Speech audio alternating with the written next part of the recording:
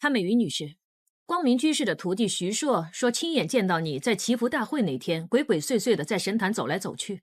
我住在那个村子里吗？在那儿走来走去的，有什么好奇怪的？但是我们证实那天的平安包上被人撒了羊粉，是不是你做的？当然不是了，喂，你不要冤枉我。但是我们在其中一个平安包上面找到一颗水晶，只要跟你的水晶指甲比对一下，就知道有没有冤枉你。是我撒羊粉又怎么样啊？谁叫光明居士那个神棍那么过分呢？我每次帮他都花了很多心思，很多口水，又哭又跪的。你说光明居士找你帮忙，没我帮他吹嘘天眼少女有多灵验，哪有那么多人相信他们呢？光明居士根本就是佛口蛇心，叫别人种善因积善果呀。那些钱呢，全都跑到他的口袋里去了。我呀，帮他赚了不少钱呢。现在红了，就想把我一脚踹开，过完河就立刻拆桥，所以我就撒点羊粉在平安包上，让他丢脸了。那你是怎么样帮光明居士的呢？刚开始呢，是帮他骗发嫂。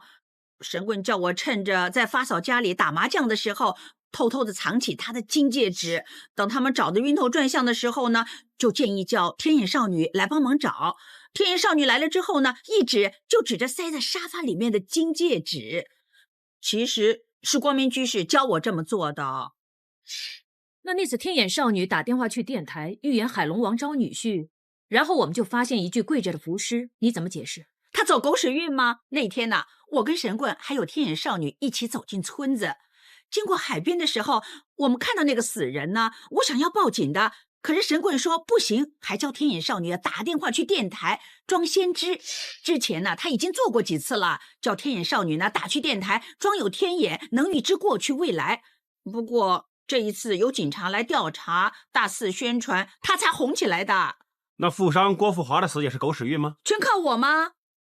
我儿子有一天晚上啊，上酒吧看到郭太太跟个男人很亲热，他回来呢就跟我说，那我就去跟神棍说郭太太有婚外情了。然后他就教天眼少女在商场里指着郭富华说他大祸临头。本来的意思呢，只是想告诉他老婆红杏出墙，他会戴绿帽子。谁知道郭富华呢突然之间死掉了，那个神棍呢不是走狗屎运是什么嘛？这样一来呢，天眼少女马上就成为名人，而且钱呢自动就滚进来了。为什么天眼少女会听光明居士的话？哎呀，她傻嘛。阿敏，就是天眼少女啊，她跟她爷爷呢一直住在神棍家附近。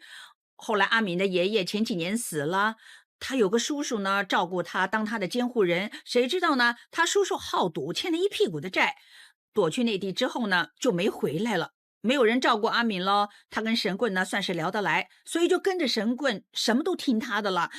Madam 呢，我全部都说出来了，算是将功赎罪了吧？我只是撒点羊粉而已嘛，又不会死的。羊粉是不会致死的。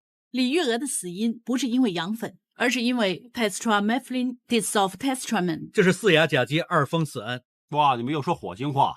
四亚甲基二峰四胺就是毒鼠强，这是一种老鼠药。什么人要下毒呢？李月娥已经是癌症末期了，还有谁要害死她？是她自己。李玉娥不是被谋杀，而是自杀。我们在死者手提包里的一包纸巾里发现一颗药丸胶囊，经化验之后证实是毒鼠强。我们在验尸的时候，在李玉娥的口腔里面发现一小块药丸胶囊的碎片，跟不死儿找到的药丸胶囊成分相同，相信是死者自己带毒药去祈福大会服食，而死者是在吃平安包的时候，同时把药丸放进嘴里，把胶囊咬开。我还是不太明白。李月娥已经身患绝症，活不了多久了，为什么还要自杀呢？最讽刺的就是天眼少女说让她长命百岁，接着她就死了。这样做等于打天眼少女一巴掌，摆明说她不灵了。这几天八卦杂志的文章都变了，说天眼少女眼睛瞎了，祈福变作孽，血染平安包之类的。这可能就是李玉娥的目的。你是说死者以死去针对天眼少女？对象可能是光明居士。这个神棍装神弄鬼，说不定外面一堆仇人。不用再猜了，去问那个神棍就一清二楚了。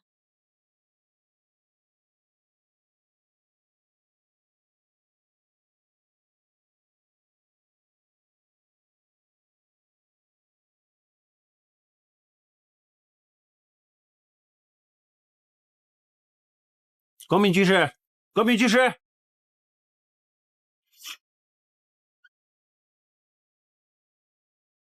开！走开呀！警察，把刀放下！走开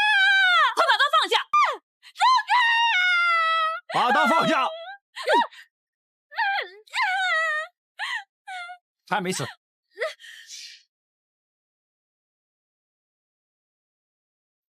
喂 ，Ada， Mandy， 天眼少女在激流病房，现在光明居士情况如何？她重伤昏迷，大量出血，现在还在里面抢救。现在能证实是天眼少女砍伤光明居士了吗？不能，我跟安温进去的时候，只看到光明居士受伤倒在地上，而天眼少女就拿着刀，所以找你来替她做活体取证，看能不能取得什么线索。天眼少女的手臂只是受了皮外伤，但是最大的问题就是情绪十分激动，好像受了很大的惊吓。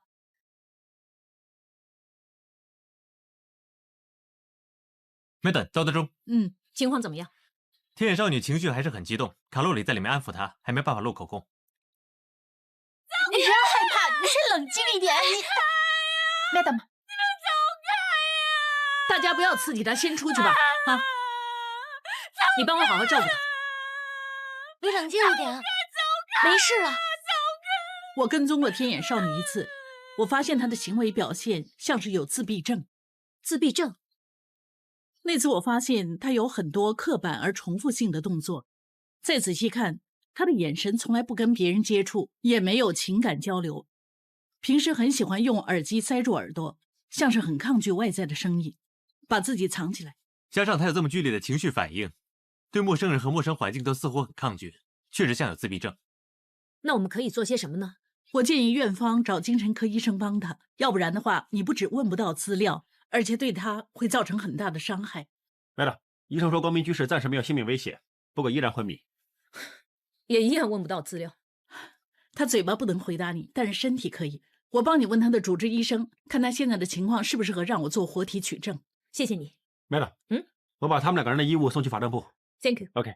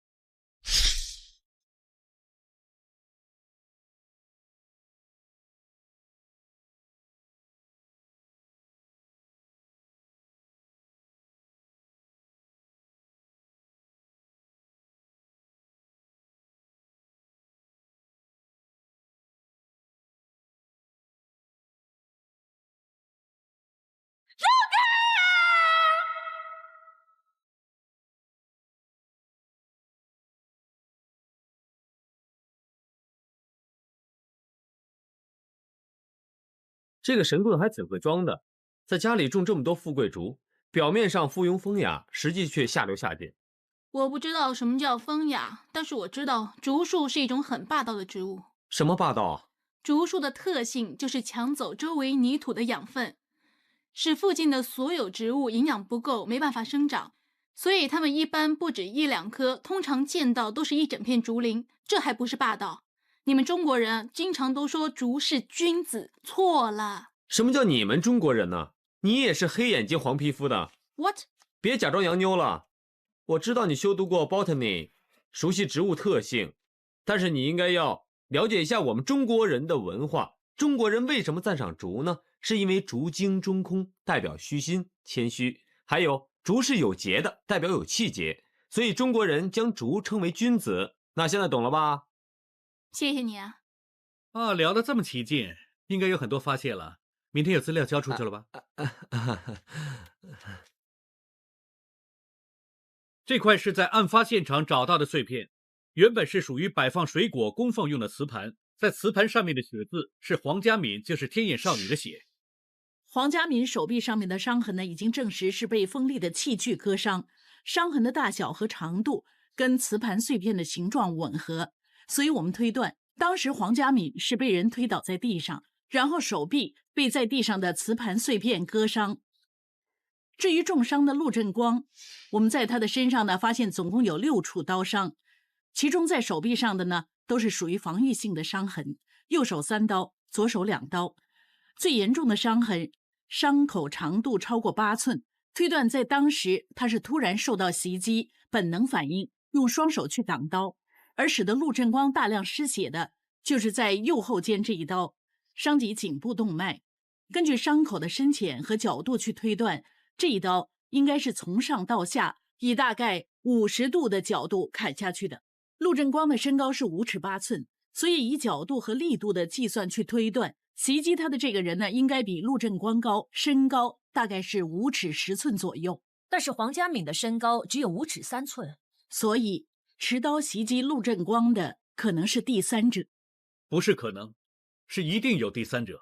根据刀特中的报告，我们推断在案发现场一面墙上的血溅痕迹是陆振光右肩中刀的时候，因为伤及颈部动脉而大量出血，血喷到墙上而造成的。在墙上血溅范围的中间位置，很明显缺了一片。我们做了血溅形态分析，在黄家敏衣服上面的血溅，刚好就是墙上缺少的部分。我们现在看到的是案发现场的模拟动画片段。我们推断凶徒拿刀劈向陆振光的时候，黄家敏应该正好站在墙的前面。当血喷向墙的时候，黄家敏的身体挡掉一部分的血，所以我可以肯定，伤陆振光的是第三者，而这个人就是凶手。而在现场，我们也发现了一个原本装着富贵竹的花瓶，在花瓶的碎片上也发现了黄家敏的指纹，推断当时是黄家敏拿着花瓶丢向凶手。为什么你们认为黄家敏是拿着花瓶丢向凶手，而不是丢向陆振光呢？他也有可能跟凶手一起动手。我们同时在其中一棵富贵竹上面发现一条不属于陆振光，也不属于黄家敏的衣物纤维，推断当时凶手是一刀砍下去，导致陆振光大量出血，然后倒下，而黄家敏随手拿着花瓶丢向凶手那边，花瓶落地，其中一棵富贵竹接触到凶手的衣服，沾上衣物纤维。这种衣物纤维经过化验之后，证实并不属于陆振光或是黄家敏的衣物。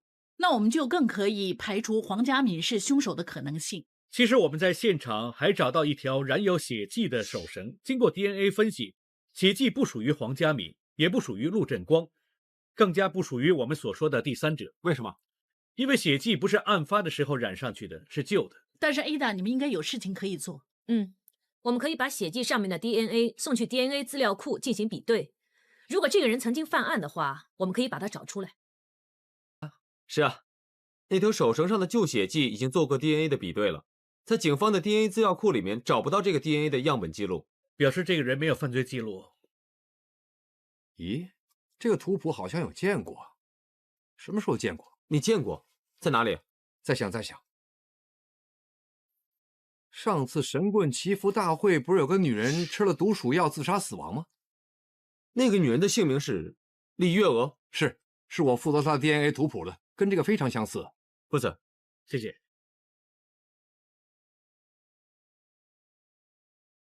这两组 DNA 的基因有22对染色体相同，就是说他们有嫡亲关系，而他们最后一对染色体都是 XX， 可以证明他们是母女。妈妈上次去过光明居士的祈福大会，然后自杀。女儿又去过这个光明居士的神坛，然后留下手绳。根据我们的推断，李月娥的自杀是在针对光明居士。女儿拿着刀去砍那个人，会不会是报仇啊？布总，你怎么看？还有很多种可能性。不过首先要把李月娥的女儿找出来。警长麦德林，她就是沈太太。她是不是有个女儿？是啊，叫沈柏芝，长得很漂亮，而且还很孝顺呢。那你知不知道沈柏芝在哪里？在将军澳。将军澳的哪里？将军澳坟场啊。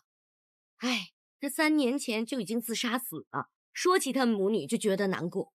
我跟他们10几年的邻居，看着柏芝长大，白发人送黑发人啊。沈太太是寡妇一个人带着孩子，你说她打击有多大啊？这几年啊，闷闷不乐，所以就得了癌症，受不了了，就自我了断了。哎，真可怜。那你知不知道3年前沈柏芝为什么要自杀？连沈太太都不知道，有谁会知道啊？那沈太太还没有其他的亲戚之类的？全家都死光了，哪还有家人啊？其实呢，最可怜的是柏芝的未婚夫。未婚夫？他们2个呢，已经准备结婚，喜帖都发了，结果柏芝突然间自杀死了，喜事变成丧事。说起这事，真是难过。沈太太家里东西已经差不多全搬回来了，希望有线索。Madam， 你们那边问到什么消息？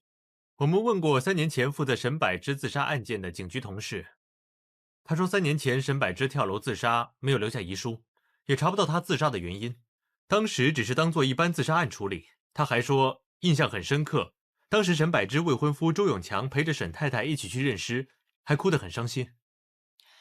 根据当时的记录，周永强留下手机号码，我们打过去，但是电话打不通，去到他填写的地址也找不到他，左邻右舍都说1个月没见过他了。突然人间蒸发，这个周永强确实有可疑。岳母跟居士有仇，女婿替他出头也不奇怪。我查过周永强没有出境记录，除非是他用非法途径离开。就算在香港，短期之内也很难查到他在哪里。没有实际证据，又申请不到通缉令啊。有什么办法能找到他呢？这几张照片可能能提供新的线索。有什么特别的？大家看看照片上面的日期，是从2007年到2010年连续4年的2月28号，应该是相识纪念日，或者是其中一个人生日之类。看照片的背景，好像是同一个地方。4年都去同一个地方，那个地方对他们来说应该有特别的意义。周永强会不会就躲在那里呢？那首先要找到这是什么地方。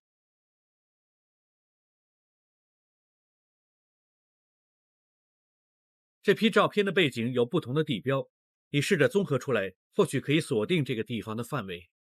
背景是一座山，看来地势相当高。我试着比对一下香港的山脉，背景是马鞍山，拍摄的位置应该是牛鸭山。宝哥，你肯定？我以前曾经教过地理啊，不对，是中学的代课老师。说回牛鸭山吧，牛鸭山呢是马鞍山的副峰，位于主峰马鞍山的北面。2个山峰相对，形成马鞍的形状。啊，宝哥，这里只是拍到山头而已，你也能看得出来。其实我不是认出那个山头，我认出这棵植物和这只蝴蝶。OK， 放大一点看看。好的。咦，这棵属于竹树的品种。你读过 Botany 应该知道。我不知道，品种太多，尤其是本地土生的品种，就算是专家也不一定会知道。这棵植物呢就叫光托诺竹，蝴蝶呢就叫做破憨弄蝶。宝哥，你读过 botany 吗？没有，我没读过植物学，只不过以前呢帮渔农处做过郊外公园导赏员，所以有一点认识。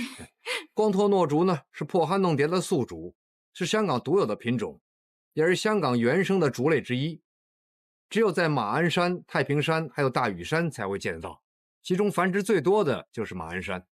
谢谢你，宝哥。不用客气。宝哥啊，继偏哥之后，你又有个新绰号了，叫百宝哥。就是说他像个百宝箱啊。你也不是这么笨嘛。其实啊，马鞍山呢还有一种植物是很少见的，叫双盖蕨。这个双盖，喂，请找麦丁林。